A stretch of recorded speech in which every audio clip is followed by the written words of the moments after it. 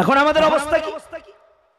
নামাজে দাঁড়িয়েছি মসজিদে তো মনোযোগ আরেক দিকে, নামাজে দাঁড়িয়েছি মসজিদে তো মনোযোগ বাড়ির দিকে, ব্যবসার দিকে, কৃষি খামারের দিকে। মনোযোগের তো আরো হিসাব নাই কত দিকে গিয়েছে।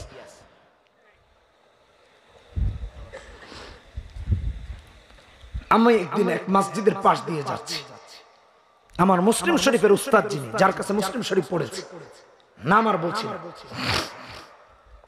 তো হুজুরের মসজিদের সামনে দিয়ে যাচ্ছি। পুরান ঢাকায় হুজুর নামাজ পড়ান, নামাজ দাঁড়িয়ে গেছে জামাত। যারা পুরাতন ঢাকায় থেকেছেন বা চাকরি ব্যবসা বাণিজ্য করেছেন তারা বুঝবেন, একটু পরপর মসজিদ, একটু পরপর মসজিদ। তো মুসল্লিদের সুবিধার্থে সবাই যেন জামাতে সালাত আদায় করতে পারে, এই জন্য কোন মসজিদে 15 মিনিট আগে, কোন মসজিদে 15 মিনিট পরে, এভাবে করে নামাজ আদায় করা হয়। খেয়াল করে বোঝার চেষ্টা করেন। তো আমাদের যে মহল্লার মসজিদ, ওটায় আরো 5 মিনিট পরে নামাজ হবে। এই মসজিদে আরো 15 মিনিট আগে আরম্ভ হয়ে গেছে, 15 মিনিট পরে ওখানে আরম্ভ হবে। আমি দেখলাম যেহেতু দেখতেছি নামাজ দাঁড়িয়ে গিয়েছে, তো মসজিদে ঢুকে গেলাম। ঢুকে গিয়ে দেখি হুজুর তো রুকুতে গেলেন, তো ওখানে একটা জুতার বাক্স, জুতার বাক্সের সামনে দেখি এক লোক লুঙ্গি পরছে, নামাজে না দাঁড়িয়ে সে লুঙ্গি ঠিক করছে। আমার সন্দেহ হল যে উনি তো মহিলা মানুষ না, পেট এত বড়।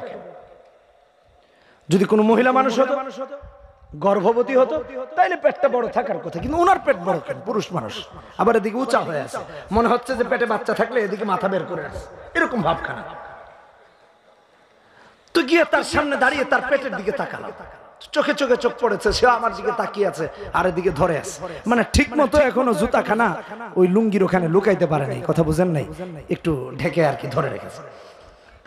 তো আমি আগে হাত দিলাম পেটে, কিরে ভাই তোমার এখানে কি? না না না না কিছু না। জুতার বেল্ট আমার হাতে লাগলো, তাহলে আরে এটা কি? শার্টটাকে উঠালাম, উঠায় দেখলাম যে এখানে জুতা, মানে লুঙ্গি দিয়ে পেঁচিয়ে এখানে বেঁধে রেখে সে জুতা চুরি করে ভাগবে মসজিদ থেকে। তা আমাদের অবস্থা তো এমন, এরকম জুতা চোরদের কারণে মুসল্লিদের অবস্থায় পিছনের কাতারে জুতা রাখলে সামনের কাতারে ঠিক মতো দাঁড়াইতে পারে। এই কথা কয় না কেন? ঠিক কিনা? রুকুতে গিয়া দেখে জুতা ঠিক আছে কিনা ওই বাক্সে কোনাকুনি, কারণ জুতাটা মাত্র নতুন কিনলাম। বাস্তব কথা বলতেছি, এটা খুশু না, এটা খুশু না। দাঁড়িয়েছে নামাজের রবের সামনে, জুতার বাক্সে মনোযোগ, দাঁড়িয়েছে নামাজের রবের সামনে মনোযোগ বাড়িতে, দাঁড়িয়েছে রবের সামনে মনোযোগ চাকুরিতে, দাঁড়িয়েছে আল্লাহর সামনে মনোযোগ ব্যবসা প্রতিষ্ঠানে। এটা কোন নেককারদের নামাজ হতে পারে না, এটা কোন খুশুওয়ালা নামাজ হতে পারে না। ইমাম মুসলিম আলাইহির রাহমা তার মুসলিম শরীফের মধ্যে উল্লেখ করেছেন, কিতাবুল ঈমানের প্রথম হাদিস, আন তা'বুদাল্লাহ কান্নাকা তারা ফাইন লাম তাকুন তারাহু ফাইন্নাহু ইয়ারাক।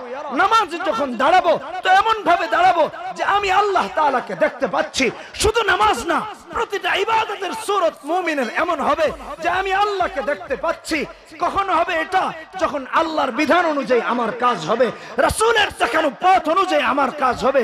তো এমন ভাবে নামাজ আদায় করবে যে আমি আল্লাহকে দেখতে পাচ্ছি।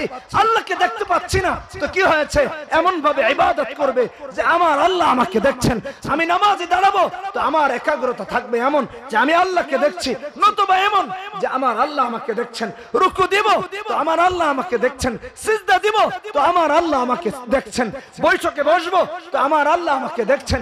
যদি আল্লাহকে এভাবে হাজির নাজির মেনে আল্লাহ আমাকে দেখছেন অথবা আমি আল্লাহকে দেখছি, এই চিন্তা মনের ভিতরে রেখে একাগ্রতার সাথে রবের সামনে দাঁড়ানো যায়, এই নামাজ সালাম ফিরানোর আগেই আল্লাহর আরশ পর্যন্ত পৌঁছে যায়, এতে কোনো সন্দেহ নেই। কিন্তু অসুবিধাটা এখানে যে আপনি আর আমি এভাবে নামাজ আদায় করতে পারি না।